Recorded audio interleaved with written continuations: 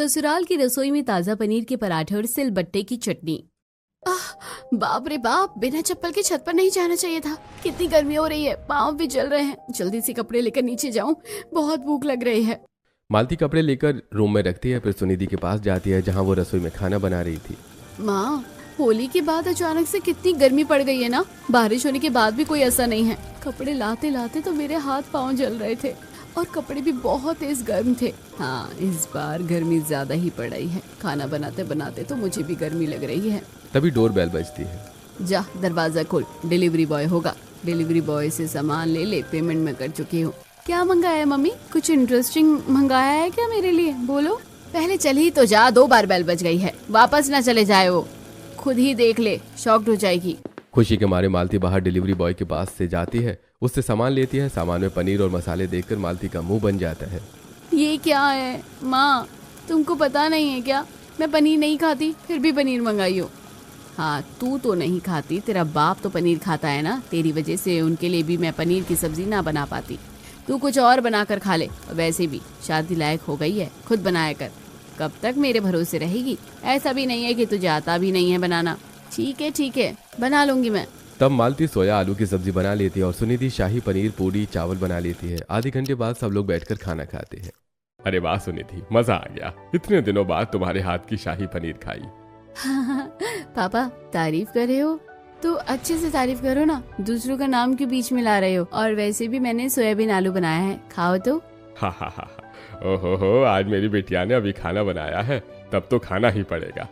अरे वाह, तूने तो बहुत ही अच्छा खाना बनाया है। लेकिन सबसे अच्छी सब्जी किसकी बनी है, ये आपको बताना पड़ेगा। बाप रे, मैं तो माँ बेटी के बीच में फंस गया। एक तरफ कुआं, एक तरफ खाई। हे फंसा। पापा, आपको इसका जवाब गाने से देना होगा। ठीक है। हर घड़ी सांस आती है, जिंदगी कहलाती है, तुमसे ही। देखा, तेरे पापा अभी भी मेरे फैन हैं। मेरी दुनिया, मेरी दुनिया तू ही रे। मेरी खुशियाँ तू ही रे। रात दिन तेरे लिए सजदे करूं, दुआएं मांगू रे। मैं यहाँ अपने लिए रब से तेरी बलाएं मांगू रे। ओ हो। तब ब्रजेश उठकर अपनी बेटी को गले लगा लेता है। देखा मम्मी, पापा ने मेरे लिए भी गाना गाया है। ये वो गाना है जब तू पैदा हुई थी, हमारे घर में खुशी आई थी और तेरे लिए यही गाना गाया गया था। तेरे पापा तेज है, इसलिए दोनों की तारीफ कर दी। क्योंकि मैं तुम दोनों से प्यार करता हूँ। जल्दी से खाना खा लेता हूँ, फिर काम पर भी जाना है। हाफ डे से ज्यादा लेट नहीं हो सकता। ब्रजेश खाना खाकर काम पर चला जाता है। सुनिधि रसोई की सफाई करती है। इतने में मालती की सहेली कृष्णा आती है। हेलो आंटी, कैसी हो? ये लड़की आपको परेशान तो नहीं करती?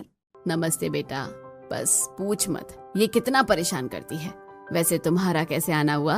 कहीं बाहर जाना है इसे शॉपिंग पर लेकर तो जाना है आंटी, लेकिन बाहर नहीं, मेरे घर के अंदर। दरअसल मम्मी पापा 2 दिन के लिए बाहर गए हैं, मैं अकेली हूँ। मैंने सोचा कि कोई पागल अपने साथ ले जाऊं, अगर आपको कोई दिक्कत ना हो तो। हाँ बेटा, ले जा, कम से कम मुझे चैन तो आएगा, वरना यहाँ पर 24 घंटे एसी पंखे चला कर रखती है और पनीर खाने से झिझकती है। जिस दिन ससुराल में जाकर पनीर ही पनीर खाना पड़ा और बनाना पड़ा, तब अक्ल आ जाएगी। हंसो आप दोनों, एक टीम बनकर ज्यादा ही हंसना आ रहा है ना। ऐसे ससुराल में जाऊंगी नहीं जहाँ पर मुझे पनीर खाना पड़े, और खाऊंगी भी नहीं। बनाना तो दूर की बात है। मालती, तुझे पता नहीं है, लेकिन यूनिवर्स ऐसी है ना, जिस चीज से भागते हैं अपोजिशन डायरेक्शन में हम वही पहुंच जाते हैं। अच्छा, मैं नहीं मानती ये सब। मम्मी, मैं पैकिंग करूं इस पागल के साथ जाने के लिए? आपको तो वैसे भी मुझसे 2 दिन के लिए चैन मिल जाएगा, और पापा को भी। हाँ, चली जा, पापा को मैं बता दूंगी। तब मालती अपने कमरे में जाकर 2 दिन के कपड़ों की पैकिंग करके कृष्णा के साथ उसके घर आ जाती है, जहाँ वो मस्ती करते हैं। पिया पिया ओ पिया पिया पर रील्स बनाते हैं। कुछ देर बाद भूख लगने पर कृष्णा खाना लगा देती है। तब पनीर के पराठे देखकर मालती शॉक्ड हो जाती है। ओए कृष्णा की बच्ची, अच्छे से पता है ना मुझे पनीर बिल्कुल पसंद नहीं है। माँ ने भी घर में पनीर बनाया था और तूने भी पनीर के पराठे बना रखे हैं।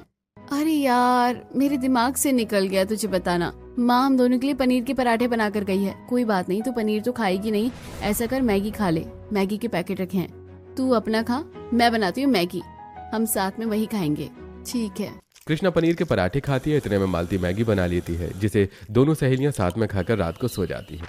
2 दिन मालती सहेली के घर में रहती है। इतने में कृष्णा के पेरेंट्स घर पर वापस आ जाते हैं, तो मालती भी घर आ जाती है और एसी चलाकर आराम करती है। सच में बहुत गर्मी हो रही है आजकल। मालती नीचे आ, तेरे पापा बुला रहे हैं। एसी बंद करके मालती सुनिधि के साथ नीचे जाती है, जहाँ पंडित जी उसके लिए रिश्ता लेकर आए थे।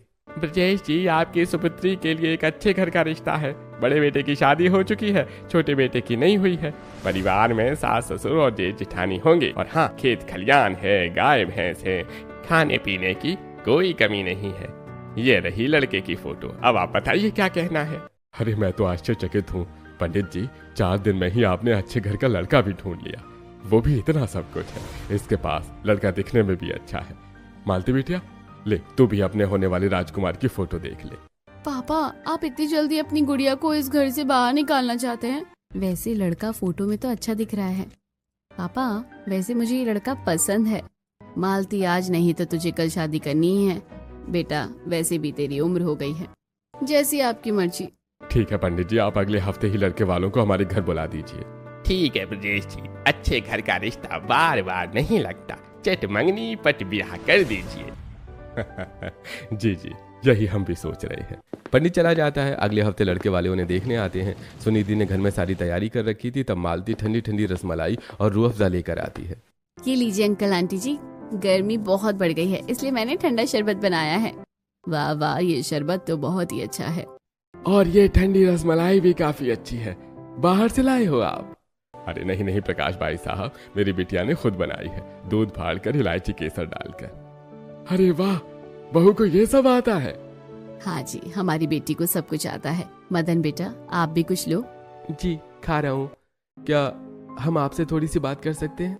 हाँ हाँ बेटा, ये भी कोई पूछने वाली बात है। मालती, मदन जी को छत पर ले जाओ। तब लड़का लड़की शर्माते हुए दोनों छत पर जाकर आपस में बात करते हैं। जी, आपने ग्रेजुएशन कर रखी है? हाँ मालती जी, आपको खाने में क्या क्या पसंद है, क्या करना है, और मैं आपको पसंद आया नहीं आया? जी, जब से मैंने आपकी फोटो देखी है तब से आपको पसंद कर लिया है। आप बताइए। मैं भी आपको बहुत पसंद करता हूँ, आपने बताया नहीं। मुझे घर का सारा खाना बनाना आता है, लेकिन पसंद जंक फूड है। अच्छा, मुझे तो सब पसंद है। बात करने के बाद दोनों नीचे चले जाते हैं, पेरेंट्स को बताते हैं, फिर पेरेंट्स भी बात कर लेते हैं। देखो बच्चे तो राजी हैं, हम भी राजी हैं, क्योंकि हमें तो एक ऐसी बहू की इच्छा थी कि वो हमारे देसी रसोई को संभाले। हमारा अपना खेत भी है, जैसे कि आपको पता होगा, और गाय भैंसे भी है। तो एक तरफ डेयरी की दुकान है, दूसरी तरफ बड़ा बेटा बाजार में सब्जी लगाता है। खाने पीने में कोई कमी नहीं होगी। बहू संभाल तो लोगी नहीं ये सब? हे भगवान, देसी रसोई, गाय भैंस का तबेला, खेत, मैं ये सब थोड़ी ना संभालूंगी। लेकिन मदन जी को पसंद कर लिया है तो उनके लिए ये सब कर भी दूंगी। बेटी, तेरी हाँ है ना? मालती अपनी पसंद की खातिर मन में इस डर को छुपाकर रिश्ते के लिए हाँ कर देती है।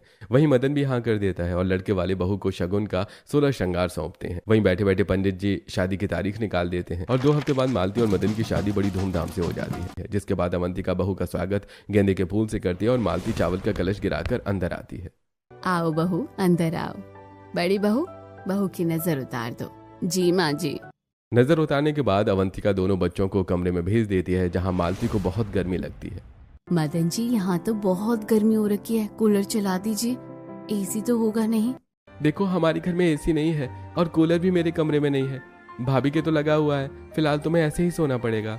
ठीक है, लेकिन इतनी गर्मी में आपने कूलर क्यों नहीं लगवा रखा? क्योंकि मुझे कभी इसकी जरूरत ही नहीं पड़ी। अकेले रहता था तो गर्मी ज्यादा पड़ती तो छत पर सो जाया करता था, लेकिन तुम फिक्र मत करो, कुछ दिनों बाद मैं लेकर आ जाऊंगा। तब मालती हाथ मुंह धोकर सो जाती है।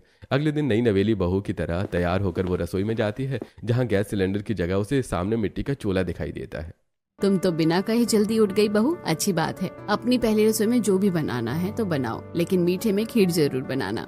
जी माँ जी, लेकिन यहाँ पर मिट्टी के चूल्हे पर ही खाना बनता है क्या? हाँ बहू, हमने तो तुम्हें पहले ही बोला था कि तुम्हें यहाँ की देसी रसोई संभालनी है। और हाँ, पूरी पकवान मत बनाना।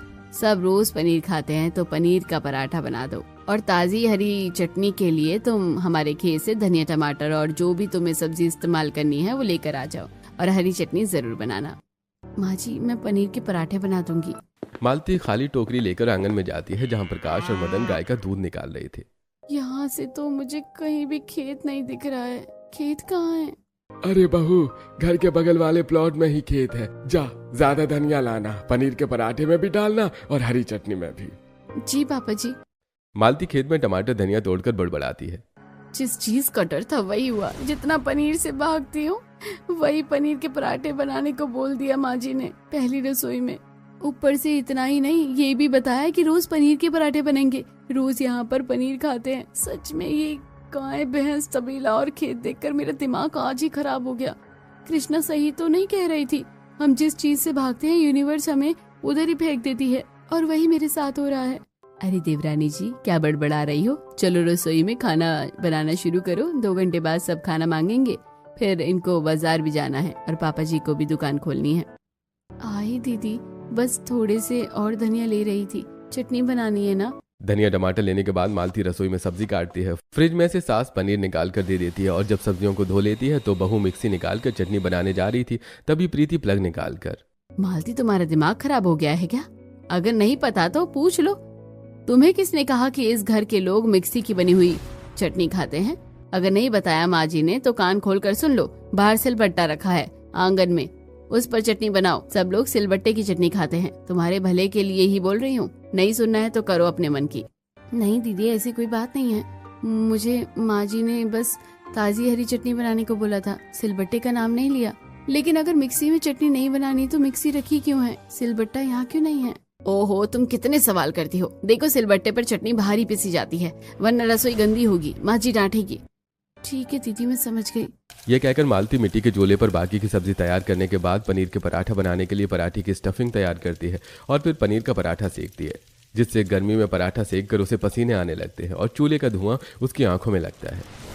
मेरी आंख चल रही है, पसीना आ रहा है। पता नहीं पनीर का पराठा आज मुझे कितना दुख देगा। अरे बहू अभी तक तेरे से पनीर के पराठे नहीं बने और कुछ मीठा भी नहीं बनाया, और ताजी चटनी धुआं धुआं कर दिया है। खिड़की तो खोल ले, रसोई में ही धुआं धुआं कर दिया पूरा। अवंतिका रसोई की खिड़की खोल देती है, जिससे सीधा धूप की रोशनी मालती के चेहरे पर पड़ती है। अब उसे पहले से ज्यादा और गर्मी लगती है और चूल्हे की आंच से भी पसीने में तर हो गई थी। माँ जी खिड़की खोलने पर तो और तेज धूप लग रही है। अरे तू खाना बनाने पर ध्यान दे, इन सब चीजों पर नहीं। ये कहकर अवंतिका चली जाती है। बाहर मदन और प्रकाश दूध निकालने के बाद बाहर के चूल्हे पर दूध फाड़ कर पनीर बनाते हैं और बाकी के दूध से दही जमाने को रख देते हैं। तीसरी तरफ ताज़ा दूध अलग कर लेते हैं। अरे थक गए बाबा, अब तो बहुत ज़्यादा जोर से भूख लग रही है। जा पूछ अपनी पत्नी से खाना कब बनेगा। 10 बजे दुकान खोलने का टाइम हो जाता है, 9:30 हो रहे हैं। और चंदन तुमने सारी सब्जी निकाल दी बेटा? हाँ पापा आप चिंता मत करो, बाजार ले जाने वाली सब्जियां मैं खेत से निकाल कर बोरी में भर दी हैं, बस खाना खाकर निकलूंगा मंडी के लिए। ठीक है। कुछ ही देर में मालती खीर, पनीर के पराठे, सब्जी रायता तैयार कर लेती है और फिर ताज़ी चटनी बनाने के लिए जैसे ही धूप में रखा सिलबट्टा उठाती है उसका हाथ जल जाता है। ये सिलबट्टा धूप में रखकर कितना गर्म हो गया है। पानी से धोकर जल्दी चटनी बनाती हूँ, थोड़ी देर ही बचा है। इन लोगों ने तो मुझे ससुराल के पहले दिन ही प्रेशर कुकर की तरह बना दिया है। मालती सिलबट्टा धोकर चटनी पीसना शुरू करती है। मिर्च मसाले डालती है। पीसते पीसते बेचारी को खूब पसीना आता है। धूप की सीधी रोशनी उसके सिर पर पड़ती है और जल्दी जल्दी चटनी बनाकर सबको खाना परोसती है। तब खाने को देखकर सब खुश हो जाते हैं। वाह बहू, खाना देखकर तो मुंह में पानी आ रहा है। थोड़ा देर लगा दी लेकिन लग रहा है बढ़िया खाना बना है। चलो चलो सब खाओ। अरे वाह, क्या नरम नरम पनीर का पराठा है। ऐसा पनीर का पराठा तो मैंने कभी नहीं खाया। मालती जरा और दे दो ना। वाह बहू, पनीर का पराठा ताजी चटनी के साथ बहुत बढ़िया लग रहा है। और ये खीर तो और भी बढ़िया है। हमें नहीं पता था हमारी बहू इतना अच्छा खाना बनाती है। बहुत स्वादिष्ट खाना बनाया है तूने बहू। थैंक यू माँ जी। थैंक यू पापा जी। तुम भी बैठो खाना खाओ। जी दीदी।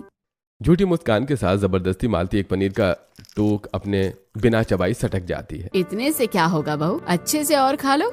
माँ जी मुझे ना खीर पसंद है, मैं पहले खीर खा रही हूँ, आप चिंता मत कीजिए। सब खाना खा लेते हैं। जेठ अपनी सब्जियां लेकर मंडी चला जाता है। मालती ने अभी तक कुछ नहीं खाया होता। मदन जाने से पहले कहता है, मालती मैं जानता हूँ तुमने ठीक से खाना नहीं खाया, सिर्फ थोड़ी सी खीर खाई है। पनीर का पराठा क्यों नहीं खाया? कितना अच्छा बनाया था तुमने, ताज़ी हरी चटनी से खाती। मदन जी मुझे पनीर खाना बिल्कुल पसंद नहीं है, बचपन से ही नहीं खाती। और माँ बोल रही थी यहाँ पर रोज सब पनीर के पराठे खाते हैं, मैं नहीं खा पाऊंगी। ठीक है, तुम अभी रुको, मैं आता हूँ। ये कहकर रसोई में जाकर फिर से 2 ठंडा आम निकाल कर लाता है और मालती को काट कर दे देता है। ये आप मेरे लिए लाए हैं? हाँ, तुमने कुछ खाया नहीं है तो ठंडा आम खा लो, तुम्हें अच्छा लगेगा। शायद तुम्हें गर्मी भी लग रही है। अच्छा, अब मैं दुकान पर जा रहा हूँ। मदन अपने पिता के साथ दूध दही पनीर लेकर दुकान के लिए निकल जाता है, जहाँ वो दूध दही पनीर बेचते हैं ग्राहक के आते ही। अरे भाई साहब, जरा आधा किलो पनीर 1 किलो दूध दे दो। मैं बस आपके ही दुकान पर आने का इंतजार कर रहा था, क्योंकि आपके यहाँ से ताज़ा दूध दही पनीर मिलता है। बाकी पैकेट वालों पर तो मेरा विश्वास ही नहीं है। हाँ, आजकल के ज़माने में मिलावट इतनी है कि विश्वास किस पर करें, इसलिए देसी चीज़ ही बढ़िया होती है, चाहे सब्जी हो, दूध दही घी हो। हाँ, सही बोल रहे हो भाई साहब आप। ये लीजिए अंकल, आपका आधी किलो पनीर, 1 किलो दूध, 200 रुपए हो गए। ये लो बेटा। तब शंकर पनीर दूध लेकर चला जाता है। ऐसे ही उनकी दुकान पर और भी ग्राहक आते हैं और चंदन भी ताज़ी हरी सब्जी सबको बेचता है। सब्जी को, ताज़ी सब्जी को, आलू गोभी मटर भिंडी धनिया टमाटर ले लो, ले लो, ले लो, ताज़ी सब्जी ले लो। अरे भाई साहब, जरा 1 किलो आलू, आधी किलो गोभी और 20 रुपए का धनिया दे दो। ये लो बहन जी। ऐसी गर्मी में बैठकर चंदन भी सब्जियां बेचता है। वहीं प्रीति के कमरे में कूलर लगा था। खाना खाकर आराम से कूलर की ठंडी हवा खा रही थी और बेचारी मालती परेशान हो रही थी। जैसे ही मालती उसके कमरे में आती है तो जेठानी कूलर बंद कर देती है। क्या हुआ दीदी? अभी तो आपका कूलर चल रहा था, आपने कूलर बंद कर दिया? हाँ, लेकिन अभी आवाज कर रहा था, मुझे लगा मोटर में कोई प्रॉब्लम है, फूक ना जाए, इसलिए मैंने कूलर बंद कर दिया। तुझे क्या लगता है देवरानी, मैं तेरे लिए कूलर चलाऊंगी? बिल्कुल नहीं। खाने में सबने इसकी ऐसी तारीफ की है जैसे मैंने कभी अच्छा खाना बनाकर खिलाया ही ना हो। ठीक है दीदी, मैं चलती हूँ। सोचा था थोड़ी कूलर की हवा खा लूंगी, लेकिन जेठानी जी ने तो बंद कर दिया। मालती अपने कमरे में ही बैठ जाती है और फिर शाम को मालती से पूछकर खाना बनाती है। तो उसे फिर से पनीर के पराठे और ताज़ी सिलबट्टे पर चटनी बनानी पड़ती है, जिससे वो रात को भी परेशान हो जाती है और पसीने में भीग जाती है। सबको खाना खिलाने के बाद हाय हाय, मुझे पसीने की बदबू आ रही है। खाना बनाने के बाद हालत भी खराब हो गई है, नहाना ही पड़ेगा। पता नहीं कूलर एसी कब लगाएंगे। मिट्टी के चूल्हे की राख हटाकर रसोई साफ करके बर्तन साफ करके मालती नहाने चली जाती है, जिससे उसे रिलैक्स फील होता है। अरे तुम रात में क्यों ना आ रही हो? तबीयत खराब हो जाएगी। इतनी गर्मी लग रही है मदन जी, आप पता नहीं कैसे रहते हैं, और मैं तो रसोई का काम करके पसीने से भीग चुकी हूँ, इसलिए नहा कर आई हूँ। आप यहाँ पर कूलर एसी कब लगवाएंगे? सुबह से गर्मी में हूँ। देखो थोड़ा सब्र करो, आते ही एसी कूलर लगवाऊंगा तो घर में सब बातें बनाएंगे। दूसरा गर्मी की वजह से अभी सब कुछ महंगा होगा। 1-2 महीने रुक जाओ, एसी तो बहुत महंगा आता है, इतने पैसे भी नहीं है शादी के खर्चे के बाद। मदन जी, गर्मी तो इस वक्त ज्यादा पड़ रही है ना, बाद में लाने का क्या फायदा है? ठीक है, कोशिश करता हूँ। दोनों सो जाते हैं। अगले दिन बहू फिर से रसोई में जाती है। बहू, अब इसमें कोई बताने वाली बात नहीं है। चाय, पनीर के पराठे और ताजी हरी चटनी तो रोज बनेगी, खाने में 3 टाइम बनेगी। बाकी शाम को पनीर की सब्जी भी बना देना। माँ जी, हमारे खेतों में कितनी सारी सब्जी है, आलू बैगन भिंडी, वो सब भी बना लेते हैं ना, पनीर की सब्जी रहने देते हैं? नहीं नहीं बहू, पनीर तो बहुत जरूरी है, पनीर का पराठा जरूर बनेगा, और ज्यादा ही है तो मिक्स वेज सब्जी में पनीर डाल देना। माँ जी, मुझे पनीर खाना पसंद नहीं है। देख बहू, तुझे पनीर खाना पसंद नहीं है इसका मतलब ये थोड़ी ना है कि घर के सारे लोग तेरे लिए अपना मन मारेंगे। जितना बोलूं उतना काम किया कर। सास की इस बात से बहू की आंखों में आंसू आ जाते हैं। फिर वो फ्रिज से बना बनाया पनीर लेकर पनीर फोड़ दे दिया। आलू प्याज मसाले धनिया मिर्ची मिलाकर स्टफिंग तैयार कर देती है, आटा लगाती है। फिर खेत में जाकर ताज़ी धनिया लाकर बाहर धूप में रखे सिलबट्टे पर ताज़ी हरी धनिया की चटनी बनाती है, जिसे बनाने के बाद वहाँ की सफाई करके अंदर जाती है और मिट्टी का चूल्हा जलाकर पनीर के पराठे बनाना शुरू करती है। बनाते बनाते उसे फिर पसीने आने लगते हैं। प्रीति दीदी, मेरी थोड़ी सी मदद करवा दीजिए, बहुत गर्मी लग रही है। आप पराठे बना दो, मैं सेक दूंगी फटाफट। अरे ये नहा कर आए हैं ना, अपने और उनके कपड़े धोने जा रही हूँ, तुम बना लो वरना मैं मदद कर देती। बेवकूफ कहीं की, सोच रही है कि मैं इसकी मदद करूंगी। कल पूरे दिन माँ पापा जी ने इसके खाने की तारीफ करी है। मालती अकेले ही सारा खाना खुद बनाकर डाइनिंग टेबल पर लाती है, जहाँ फिर से मालती की तारीफ होती है और प्रीति इस बात से चिढ़ जाती है। शादी को 1 हफ्ता हो जाता है। बहुत दिनों टाइम ताज़ा पनीर के पराठे और ताज़ी हरी चटनी सिलबट्टे पर बना बनाकर परेशान हो गई थी। ऊपर से गर्मी की अलग मार पड़ती थी। घर में सबके कपड़े धोना, बर्तन साफ करना, कभी कभी जेठ के लिए सब्जी तोड़ना, इससे बहू परेशान हो जाती है और अभी तक अपने कमरे में भभके से गर्मी में सोती है। एक दिन बहू रात को रसोई का सारा काम खत्म करके सोने ही जाने वाली होती है कि प्रकाश आकर, अरे बहू, मदन और मैं दोनों थक गए हैं। कल सुबह सुबह हम पनीर नहीं बना पाएंगे। पनीर खत्म हो गया दुकान में, गाय का दूध हमने निकाल दिया है, तुम अभी पनीर दही बना दो। रात के 12 बजे हैं पापा जी, अब तो मैं सोने जा रही थी। कोई बात नहीं, मैं बना देती हूँ, सुबह तक दोनों तैयार हो जाएगा। ठीक है बहू, गड़बड़ मत करना। दूध के बर्तनों में 70 किलो दूध है, 5 किलो दही, 6 किलो पनीर के लिए 30-40 लीटर दूध ले लेना। 5 किलो दूध उबाल कर छोड़ देना। जी पापा जी। हे भगवान, हमेशा मेरे साथ ही ऐसा क्यों होता है? मैं इतनी थक गई हूँ, कोई मेरी मदद करने वाला नहीं है। जेठानी जी भी सो गई है। नहा धोकर फिर चूल्हा जलाओ।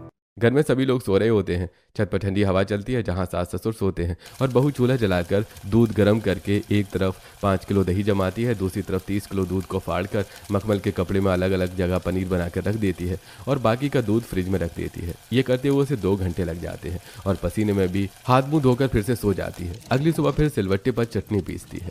कभी कभी तो लगता है मेरी जिंदगी बस ये सिलबट्टे पर चटनी पीसने में ही निकल जाएगी और पनीर पराठे बनाने में। देवरानी के आने से जेठानी अब घर में कोई काम नहीं करती थी, मस्त अपने कूलर की ठंडी हवा में रहती थी। तभी गुनगुनाते हुए रसोई प्रीति आती है। हवा के झोंके आज मौसमों से रूठ गए, गुलों की शोखियां जो भंवरे आके लूट गए। बदल रही है आज जिंदगी की चाल जरा, इसी बहाने क्यों ना मैं भी दिल का हाल जरा सवार लूं। दीदी, मेरी तबीयत थोड़ी ठीक नहीं लग रही है, आप मेरी मदद कर दीजिए। मालती, मैं तुम्हारी मदद कर देती, लेकिन मुझे मंडी जाना पड़ेगा। इन्होंने काम में बुलाया है, कुछ खेत से सब्जियां लेकर जानी है। ठीक है दीदी, आप भैया को सब्जी देकर आ जाओ। अरे वाह, मेरा बहाना तो काम कर गया। प्रीति खुशी से खेत में जाती है। वहाँ सास इतना चहक रही है, आजकल तो ठीक से काम भी नहीं करवाती। बहू की मदद करवाई है अभी तूने रसोई में? हाँ माँ जी, मैं तो उसकी थोड़ी बहुत मदद रोज करवा देती हूँ, अकेला नहीं छोड़ती। ठीक है, ये ले, अपने खेत में कच्चे आम भी है, इसका अचार डाल अभी के अभी तू। माँ जी रहने दीजिए ना, अभी छत पर बहुत धूप है। हाँ, धूप ही लगाना, कच्चे आम को ले जाकर अचार बनाना शुरू कर, मसाला तैयार करके रखा हुआ है। जी माँ जी। सास से डरकर बड़ी बहू कच्ची आमी काट कर छत पर आम का अचार बनाती है। धूप में 2 घंटे बाद प्रीति इतनी परेशान हो जाती है कि सीधा कूलर की हवा खाने के लिए बैठ जाती है। अरे वाह, क्या मजा आ रहा है। कुछ ही देर में सब खाना खा लेते हैं और प्रीति अपने पति को खाना देने मंडी जाती है। दिन गुजरते हैं, गर्मी अपनी चरम सीमा पर थी। अब मालती रसोई में खाना बनाती और परेशान होती, जिससे उसे चक्कर आने लगता है। लेकिन मदन को कोई फिक्र नहीं होती और अब सास ससुर मदन मालती से ही रोज पनीर दूध दही बनवाने लग जाते हैं। सच में बहू, जब से तू पनीर और दही बना रही है तो ग्राहक हमारे पास और आ रहे हैं। ये तो बहुत अच्छी बात है पापा जी। अरे बहू, मुझे शालिनी की शादी में जाना है, लेकिन कोई साड़ी नहीं है। एक जोड़ी पैंट कमीज का कपड़ा है और साड़ी लिया। मेरा धूप में जाने का मन ही नहीं है। माँ जी, मैं रसोई का काम करके थक गई हूँ, धूप में नहीं जा पाऊंगी। आप बड़ी दीदी को भेज दीजिए, उन्हें मुझसे ज्यादा पता है इन सब चीजों का। मालती में चली जाती, लेकिन अभी अभी मुझे मायके से फोन आया है, मम्मी की तबीयत खराब है, मुझे जाना ही पड़ेगा। तो तुम माँ जी का काम कर दो। ठीक है दीदी। प्रीति झूठ बोलकर अपने मायके निकल जाती है और मस्त एसी में रहती है। उसकी माँ अच्छा अच्छा खाना बनाकर देती है, स्ट्रॉबेरी शेक पीती है। वाह, झूठ बोलकर आ गई मैं तो। अब 2-4 दिन तक उसकी और रेल बनेगी, मजा आएगा। दूसरी तरफ मालती मार्केट में होती है। गर्मी की वजह से उसका सिर चकरा रहा था, फिर भी जैसे तैसे दुकान से पैंट शर्ट और साड़ी का कपड़ा घर लाती है। सास घर की जिम्मेदारी छोड़कर उस पर चली जाती है और जेठानी ने अपने कमरे में ताला लगाया होता है। दीदी ताले लगाकर भाई साहब को चाबी दे गई होगी। 1 महीना होने को आया है, आज तक कूलर की एक भी बार हवा नहीं खाई और मदन जी भी मुझे समझ नहीं रहे हैं। इस तरह मालती की हालत दिन पर दिन ससुराल में खराब हो जाती है और पनीर की वजह से खाना खाना भी छोड़ देती है। 2 दिन बाद जब प्रीति आती है तो उसकी हालत खराब होती है। डॉक्टर के आने पर पता चलता है कि प्रीति प्रेग्नेंट है। तब वो जानबूझकर और मालती से घर में काम करवाती है। मालती, मुझे ऐसा लग रहा है कि मेरा बीपी लो हो रहा है, कुछ अलग नहीं लग रहा। नींबू पानी बना दो और सबके लिए भी बना देना, और मुझे खाने के लिए तरबूज काट कर दे दो। जी दीदी, मैं कर दूंगी। अरे बहू, गाय ने बहुत ज्यादा गोबर कर दिया है, उपले बनाकर धूप में सुखा दो। जी माँ जी। मालती गोबर के उपले बनाकर धूप में सुखा देती है, फिर अपनी जेठानी को नींबू पानी का शरबत और कुछ देर बाद तरबूज देती है।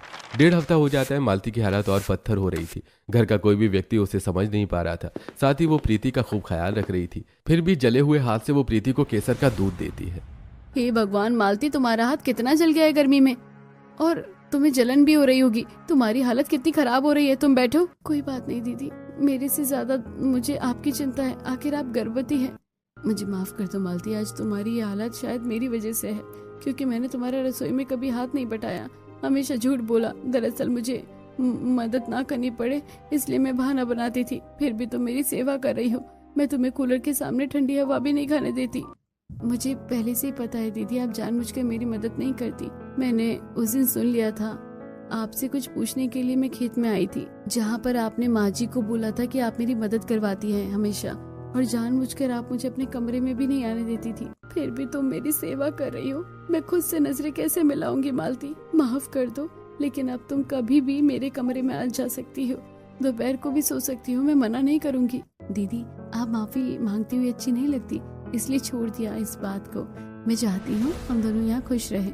अरे बहू, तेरे ससुर जी का दुकान से फोन आया है, 4 किलो दही दुकान पर पहुँचा दे। बड़ी बहू जा नहीं सकती और मेरे घुटनों से चला नहीं जाएगा। आई बाजी।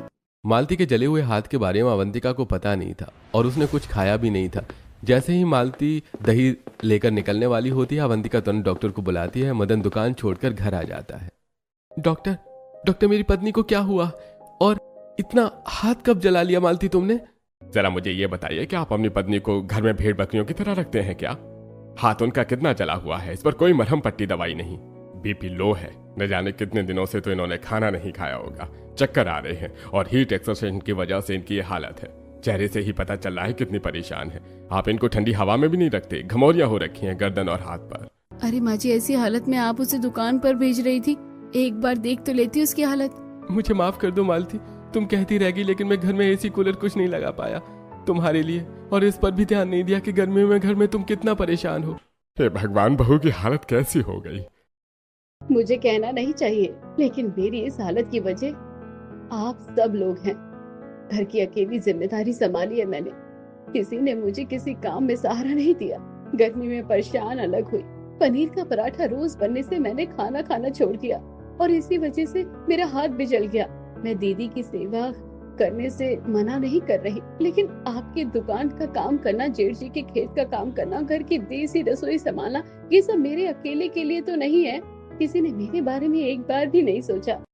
प्रीति, तूने मुझसे झूठ बोला कि तू बहू के साथ हाथ बटाती है, शर्म नहीं आती तुझे? मैं जानती हूँ माँ जी, मुझसे गलती हो गई है और इसके लिए मैंने मालती से माफी भी मांग ली है, लेकिन जब वो नहीं थी तो घर के आप सारे लोग मुझसे भी ऐसे ही काम करवाते थे।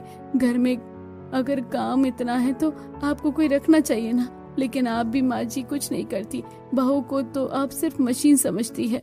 देखिए, ये दवाई है, इन्हें ठंडी चीज दीजिए, ठंडी हवा में रखिए, तभी ये ठीक हो पाएंगी। मैं चलता हूँ। इसमें मेरी भी गलती है बहू, जो मैंने अपनी दुकान का काम तुझ पर छोड़ दिया। माफ कर दे बहू, अब से मैं दूध दही बनाने वाला कोई रख लूंगा। और मदन, तू आज ही अपने कमरे में एसी लगवा ले, ताकि बहू को कोई तकलीफ ना हो, और उसके खाने के लिए फल फ्रूट दूध जो चाहिए सब कुछ उसे दे। मैं दुकान अकेले संभाल लूंगा, बहू का ख्याल रख, क्योंकि तेरी भाभी भी गर्भवती है। अवंतिका, अपनी सास के होने की जिम्मेदारी निभाओ, दोनों बहू के प्रति खाना तुम ही बनाओगी। जाओ सिलबट्टे पर ताजी चटनी पीसो।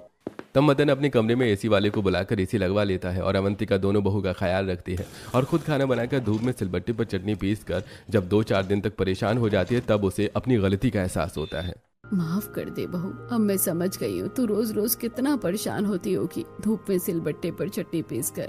अब से घर में मिक्सी पर ही चटनी बनेगी, चाहे जो भी हो।